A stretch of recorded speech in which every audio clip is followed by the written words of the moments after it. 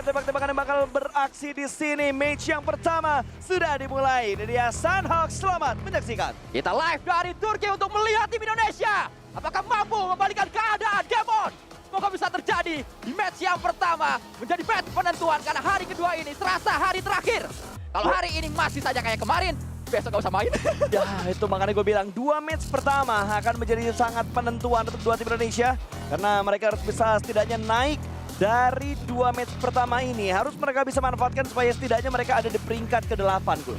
Ya, Wajib akan kudu bisa. Kita lihat nanti WBG turun dia menuju ke arah dong. cave, bahkan tembakan sudah mulai terdengar sayup-sayup. Ini harusnya adalah DX berhadapan dengan S2G. Kemarin mereka bertemu, sekarang bertemu lagi. Kalau nggak salah kemarin ada gencatan senjata di antara kedua tim ini, malah ada yang ngerusuh dan tiba-tiba S7 bisa mendapatkan satu namun ternyata terjadi dengan sangat cepat kali ini. Di bagian lain, 2 tumbang dari Xavier. Tidak adil trade yang terjadi. Begitu sigap bahkan korban ketika hampir berjatuhan, namun sayang sekali harus melakukan sebuah proses reload. Sudah mulai terspot lagi di balik sebuah tangga. Hanya bisa bersembunyi. Free Fire diberikan. Bisakah dia mendapatkan korban berikutnya? Karena sekarang bakal lompat begitu saja. Naik ke bagian atas, mengintip dari bagian atas. Revive.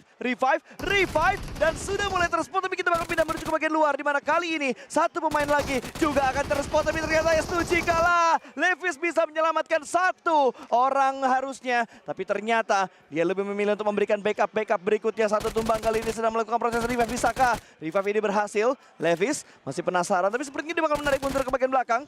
Akan memulangkan seorang Ryze, dipulangkan menuju ke arah lobby. Levis, satu pemuda Vietnam mampu membungkam 13.000 pasang mata di Ulker Sport Arena karena dia buat S2G tak berdaya tadi, tapi tiba-tiba dibalikan keadaannya karena S2G ada revive dan berhasil revive terjadi di sana, membuat Levis tinggal sendirian dan dia justru cabut. Betul, itu adalah sebuah keputusan yang bijak menurut gua karena memang tinggal sendirian itu menyulitkan. Harus menghadapi 2 pemain dari S2G yang sudah berhasil ter-revive tadi.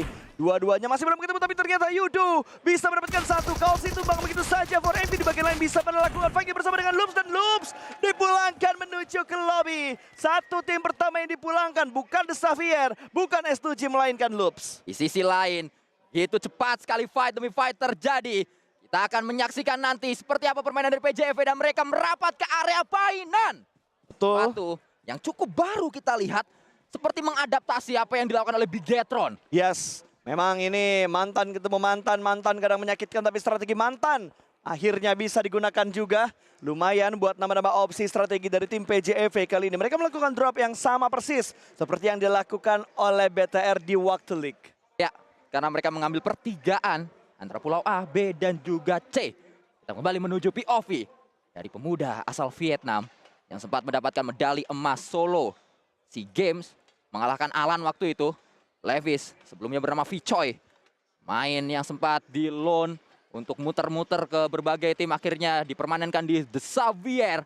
Nah, saat ini harus menghadapi 2 monster asal tuan rumah, Kalse. Ya. Dan satu pemain lain yaitu Hamsige. Bukannya perang malah benerin kursi, malah benerin truk TV. Apa yang dilakukan oleh Levis tentunya. Tapi Hamsik, dia punya weapon. Dia masih mencari-cari yang berikutnya. Dan ini lihat, nggak ada yang perang dari S2G, malah benerin AC.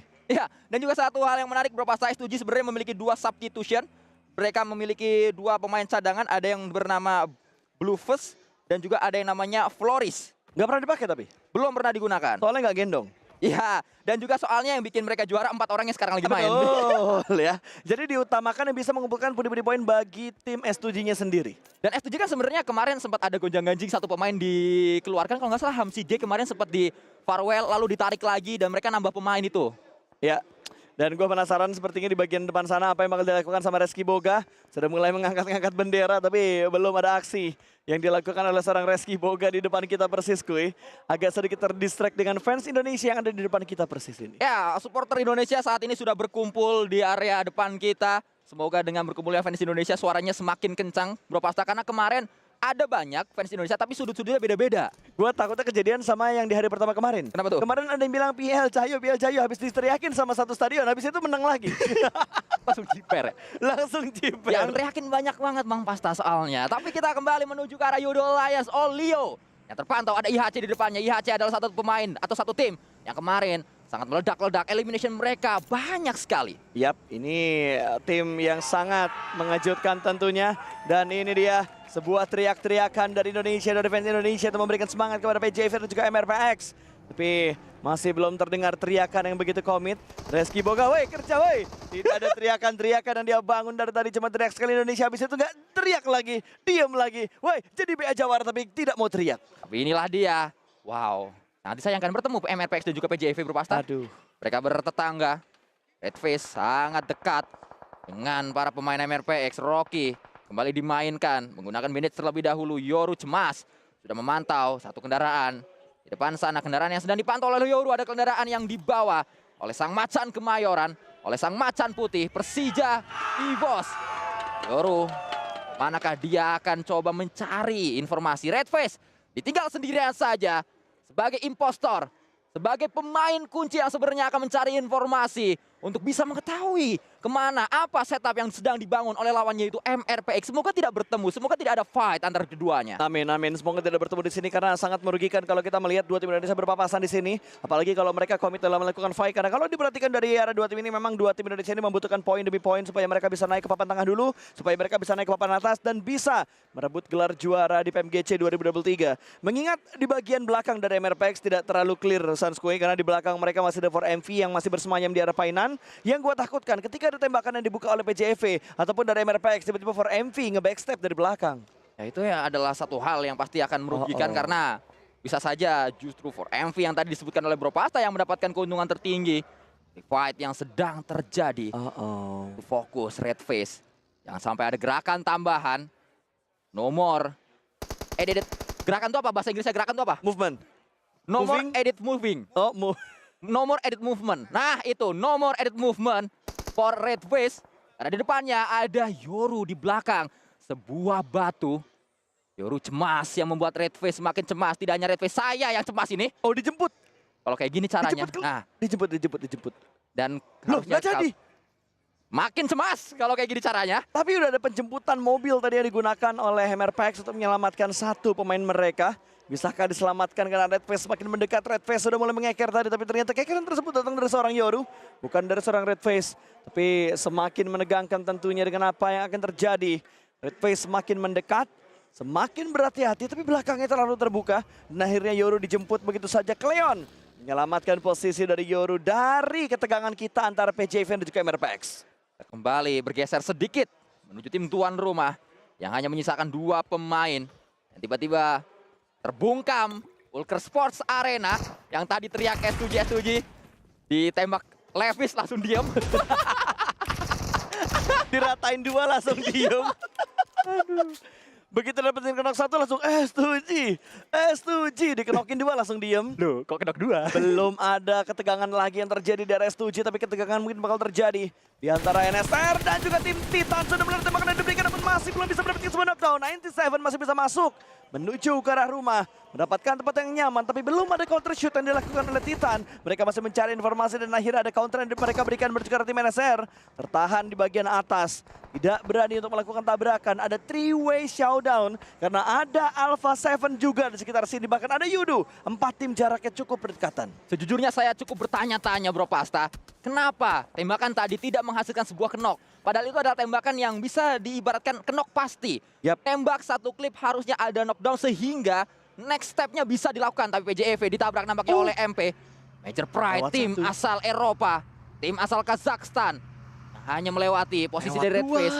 Lewat begitu saja. Kenapa tidak ada penjemputan ke Redface? Kenapa semuanya hanya merelakan Redface untuk sendirian saja? Seperti tidak ditemenin Redface. Ini kalau kita lihat dari bocoran mapnya, Redface itu menjadi satu-satunya pemain dari PJV yang ditinggalkan di bagian belakang. Ya itulah dia. Ini mungkin bait. Jadi ketika udah dapat informasi ada tim di depannya Redface, yang tiganya bakal nembak. Ngelupain backline-nya, Redface nge-backstep dari belakang dan bisa ngedapetin satu persatu pemain dari lawan. Itu mungkin tujuannya. Ya, yang kenapa saya bertanya-tanya karena biasanya Redface posisinya di depan my tapi God. Ivan mengetahui di mana Redface berada. Terlalu Berteriak. lama bait yang dilakukan tadi. Membuat Redface terculik. PJV setup mereka berantakan. Sebuah bait move yang gagal dilakukan oleh Persija EVOS. Biasanya Redface adalah pemain depan. Nah, sekarang berada di belakang. Ini yang membuat saya bertanya-tanya kenapa Redface di belakang seperti diubah strateginya Biasanya dibalik. miseri. Biasanya miseri yang di belakang kalau ada orang yang jadi jangkar gitu. Mungkin ada sebuah strategi yang digeser, ada gambling, ada perjudian yang coba dilakukan oleh Sinyo, oleh La Flame Cipung. Tapi kita belum mengetahui nanti apa yang akan dianalisa oleh para analis-analis kita. Langsung berteriak tadi supporter dari Kazakhstan, karena kalau kita lihat juga ada warga Kazakhstan yang datang membawa bendera mereka, membawa bendera MP juga ke sini. Betul. Kemarin lu bilang dari Kazakhstan ke sini naik ojek online berapa menit? Kagak nggak ada. ada ya? Walaupun Gua deketan tapi nggak ojek online juga dong. Gua kira gitu. Ada nyebrang pulaunya dulu. Gua kira ya mungkin 180 menit atau 1.800 menit gitu kan untuk berangkat dari sana ke sini. Lama. Jauh ya? Jauh. Oke, kalau begitu kita bakal lihat juga di mana S2G yang semakin mengokohkan setup mereka di bagian Paradise, karena memang dari arah Paradise tadi masih masuk untuk circle yang kedua, tapi sebentar lagi circle kedua ini akan menghilang. Akan segera muncul circle yang ketiga. Begitu banyak tim yang bermain di bagian tengah dari circle-nya, ada Yudu, NSR, Alpha 7. Bahkan dari tim Stalwart mereka sudah mulai menyisiri bagian-bagian pinggiran zona, bahkan sekarang mereka butuh bergerak sedikit, tapi ini kenyamanan tingkat tinggi. Yudu, NSR, Titan, Alpha 7. Ini 4 tim yang punya tingkat kenyamanan cukup tinggi dari tadi. Kalau diperhatikan, walaupun memang terculik satu, walaupun tadi Red Face menjadi cemilan dari MP, tapi Red Face memberikan sebuah hal yang besar untuk PJV, karena saat ini PJV mendapatkan area, mereka bisa masuk duluan, MP tertinggal sedikit di belakang dari PJV, dan areanya PJV di Quarry itu kosong sekali. Kita menyaksikan Hamsige berhasil mendapatkan satu pemain dari EZST. Sebuah proses yang benar-benar dilakukan dengan sangat baik oleh tim S2G. Pengintaian dari arah Paradise membuahkan sebuah hasil, satu takedown menuju ke arah tim 628. Butuh diselamatkan. Smoke akan di-setup tapi angle tertutup. Tidak akan bisa untuk dipulangkan menuju ke arah lobby. Smoke sudah mulai di-pop up tentunya. Sunan langsung melakukan sebuah proses penyelamatan, tapi Hamsik memasak smoke granat tertembakkan dan datang, dan tiba-tiba backupnya 3-3 bisa untuk menyelamatkan posisi revive dari pemain 628. Berhasil mereka melakukan sebuah counter kali ini. Akan mencari tambahan-tambahan posisi, tambahan-tambahan setup untuk mengetahui di mana keberadaan dari pemain-pemain S2G. Dua pemain ini butuh dicari. Satu yang terakhir, Kalsi melakukan sebuah proses proning. Hamsik dipulangkan menuju ke arah lobby. 628 semakin mendekat dan tinggal 2 8 kit yang dimiliki oleh Kalsi. Di ambang tusun nampaknya, di hadapan publik sendiri, di hadapan pendukungnya sendiri, S2G tak memiliki banyak pilihan. Dah melihat ada satu pemain dari lawan di depan sana. 33 atau Sanzi yang saat ini bisa diselamatkan oleh seorang Kalse. Mendapatkan satu knockdown penting untuk dia mampu membuka jalur evakuasi secara mandiri. Begitu sigap tadi yang dilakukan oleh seorang Kalsi. Nekatnya untuk membuka tembakan, mendapatkan sebuah knockdown, tapi tidak bisa untuk dipulangkan menuju ke arah lobby. Tapi Blue Zone dan Bleeding harusnya bakal memulangkan satu pemain ini, tapi masih bisa diselamatkan. Sebuah kecekatan terjadi. Kembali lagi revive dilakukan dan 628 masih belum kehilangan satupun anggota mereka. Inilah yang membuat seru sekali grand final kali ini, karena fightnya terjadi cukup lama bro, pasca tarik ulur. Semuanya punya otak istilahnya untuk bermain di grand final PMGC. Mereka tidak ingin mudah ditumbangkan, dan memang tidak mudah untuk ditumbangkan para pemain-pemain yang ada di sini. Bayangkan kemarin sudah ada berbagai clutch yang terjadi. Suk kemarin sudah nge-clutch, lalu juga S2G kemarin ada satu pemain clutch. Karilho kemarin sudah nge-clutch, IHC pun sempat ada clutch. Inilah yang meramaikan PMGC 2023 Grand Final di Turki. Betul sekali. Begitu mengejutkan, begitu mendebarkan setiap momen yang terjadi. Tapi di bagian lain Yudu tumbang. Ada Exai yang bisa tadi mendapatkan satu pemain dari arah Yudu, namun masih belum bisa dipulangkan ke arah lobby. Ada pergerakan dari MP, mereka mendapatkan sebuah kompon dan tiba-tiba MRPX bisa mengamankan dan masuk zona dari bagian kanan. Ya, cepat mereka untuk melakukan rotasi. Tempatnya kosong, itu pertigaan bisa diambil, itu pertigaan Y yang masih masuk zona. Ada Yoru kalau tidak salah yang mendapatkan area tersebut, Ivek. Dekat harusnya dengan pemain dari PJV Taguiti. Kita belum mengetahui di manakah PJV berada. Kita menyaksikan saat ini TEC Faceclan terkena tembakan NSR, kembali menggila. Mela tumbang, Mela mencari confirm elimination untuk sementara waktu. Betul, ada sebuah keyakinan yang mereka lakukan, memecah poin pertama mereka, mendapatkan knockdown menuju ke arah Yudu, namun mereka tadi gagal mendapatkan poin. Tapi mereka bisa mendapatkan satu poin pertama mereka, menculik satu pemain dari Faceclan. Faceclan dua orangnya bakal berfokus untuk mendekat menuju ke arah zona. Tapi arah high ground mereka, ada tim Stalwart, tim yang bisa mengganggu, tim yang bisa memberi kejutan, tapi Zuxi mulai memberikan aksi di mana bisa mendapatkan satu pemain dari MP. Dino tumbang, ada granat yang bakal dilemparkan menuju ke arah jendela, meletup harusnya, tapi masih belum muncul letupannya. Oh, ternyata sebuah smoke yang dilemparkan, masih belum bisa mendapatkan round kedua, tapi Zuxi sudah mulai terspot di bagian atas tebing tersebut. Macan makan Dino, akan terjadi mungkin. Match kali ini karena Dino tadi sudah mulai ditumbangkan, tapi hati-hati Luxi atau Suksi. Tertangkap dia. Tumbang saat ini, utility menjadi momok berbahaya. Bisa dilemparkan oleh Ivek, membuat keadaannya kembali berbalik. Tapi EZSTE satu pemain kembali tumbang. Blue Zone ikut campur dari fight yang sedang terjadi. Belum ada backup dari pemain PJV yang lainnya. Belum ada proses penyelamatan dari pemain PJV yang lainnya. Tapi masih belum muncul juga untuk di elimination fitnya, berarti belum dipulangkan ke arah lobby. Harusnya akan bisa diselamatkan. Smoke di pop up, Yudu melakukan proses backup dengan begitu bagus dan terspot Alex dibalik semua batu, tapi di bagian lain granate connect dari seorang Victores. Satu tumbang dari tim Stalwart tentunya akan diterabas begitu saja. Action bersembunyi di balik sebuah pohon, tidak siap dalam memberikan tembakan, dan itu dia Debester. Victores bisa mendapatkan satu, tumbang satu dari arah Stalwart. Action langsung dipulangkan dan dieksekusi bertukar dari lobby, tapi Alpha 7 juga bisa menculik satu pemain di bagian lain. Victores masih penasaran untuk mendapatkan yang kedua, sudah dipulangkan dari menuju ke arah lobby, dan lihat kondisinya sudah mulai chaos berbagai sisi. Semua situasi ini harus bisa dikontrol. PJV menyisakan satu pemain, tapi tuan rumah pun pulang dengan begitu cepat. Di awal match kita, Ivek masih terus menggeliat dia. Satu pemain kembali tumbang, Morman ditembak. Lawannya ada di dekatnya, EZSTE. Yoru berhasil mendapatkan Iftar. Dan Yudo Lions nampaknya pulang menuju lobby. Lihat split dari MRPX, mereka itu berani. Dua-dua split yang dilakukan oleh Morph GPX. Dua pemainnya, Yoru bobo begitu dekat dengan IHC dan IHC. Mereka ketodong sama Zona, mereka terbantu oleh Zona. NSR masih bertahan, last man standing juga. Begitu bonyok, tapi kita lihat di bagian layar kiri di mana Stalwart yang masih berusaha untuk survive. Ada Face Clan yang ada di sekitar mereka dan tiba-tiba Sunan juga diamankan dan Stakes to 8 pulang menuju ke arah lobby. Tapi Bro Pasta, kabar buruknya adalah saat nanti map sudah dibuka, kita akan melihat bahwa Alpha 7 berada di compound. Mereka punya zona, mereka ada di tengah. Kemungkinan besar late game kembali akan didapatkan oleh tim yang berada di hashtag kedua, yaitu Alpha 7.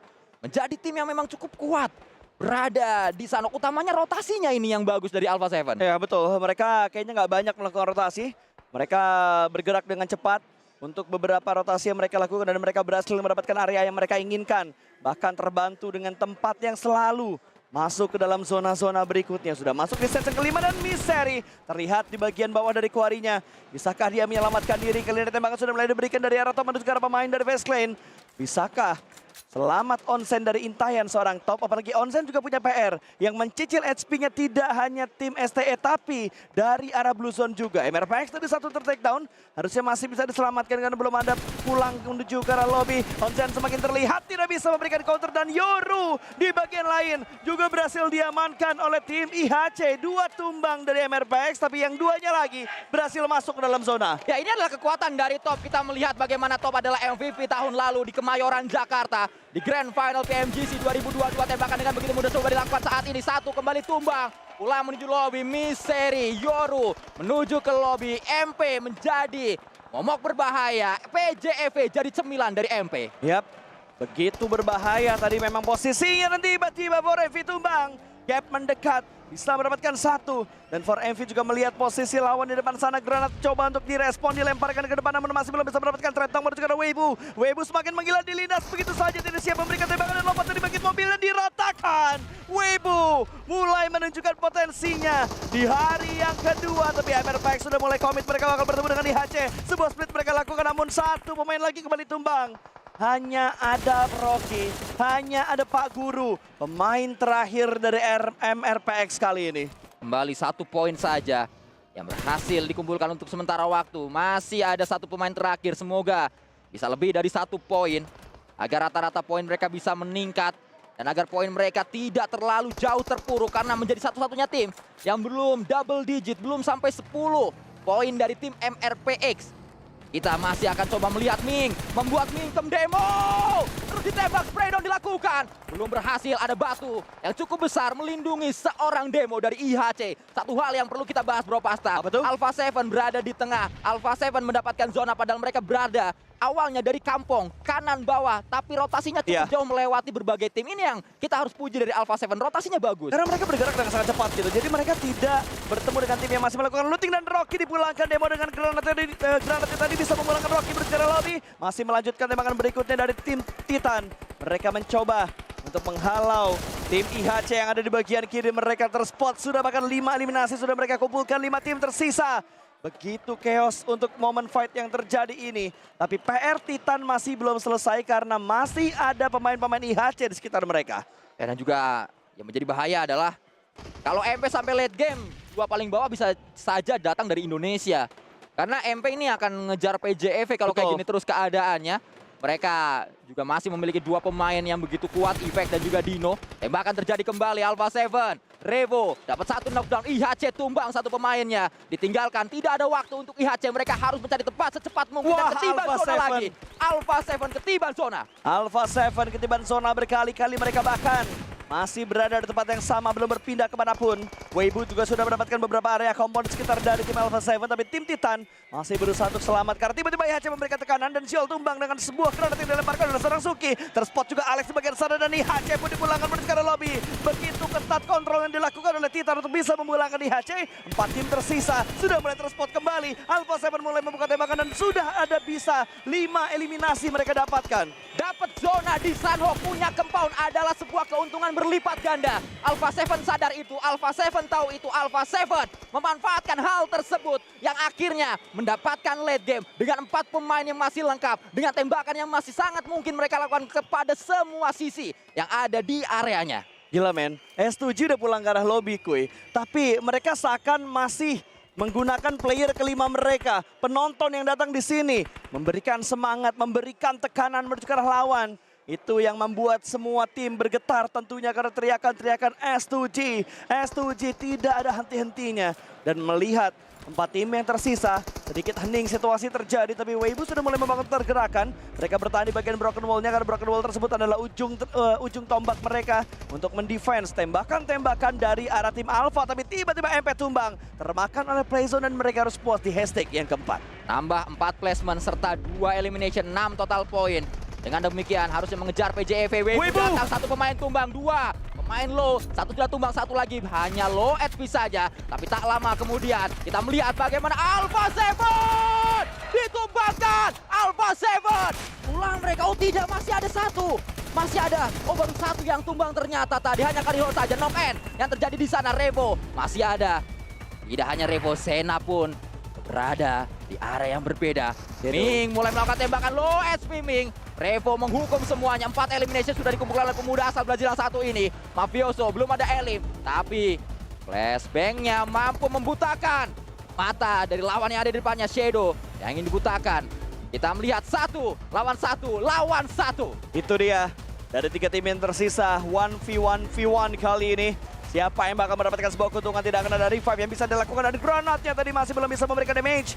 Masih ada percobaankah yang berikutnya? Karena kalau kita perhatikan tidak ada granat lagi dari seorang Mafioso dan tidak ada granat lagi dari seorang Yemao. Hanya ada molotov terakhir tadi yang dilemparkan. 3 pemain ini akan mengupayakan segalanya, akan mengupayakan yang terbaik. Siapa yang gak sabaran itulah yang akan melewatkan momentum. Ada beberapa gertakan tadi membatasi pergerakan dari seorang Shadow, tapi Shadow masih bisa bertahan di bagian dalam dari rumah tersebut. Dilemparkan kembali stun granat ke arah luar, mendelay pergerakan dari seorang Shadow Sanskuy. Fight 3 sudut yang berbeda. Saat ini segitiga kematian, segitiga yang dibangun TEC, Alpha 7 dan juga WBG. Siapa yang lebih dekat, siapa yang terkena blue zone akan menjadi satu pembeda. Hal kecil mampu menjadi hal besar. Situasi seperti ini, satu sudah tumbang. Mafioso kembali keluar dengan S12K-nya. Selesai sudah. Winner jika tidak didapatkan oleh Mafioso. Alpha 7 puncak klasemen bisa mereka dapatkan. Kembali lagi naik, sempat terebut dan kali ini mereka kembali lagi bisa merebut posisi.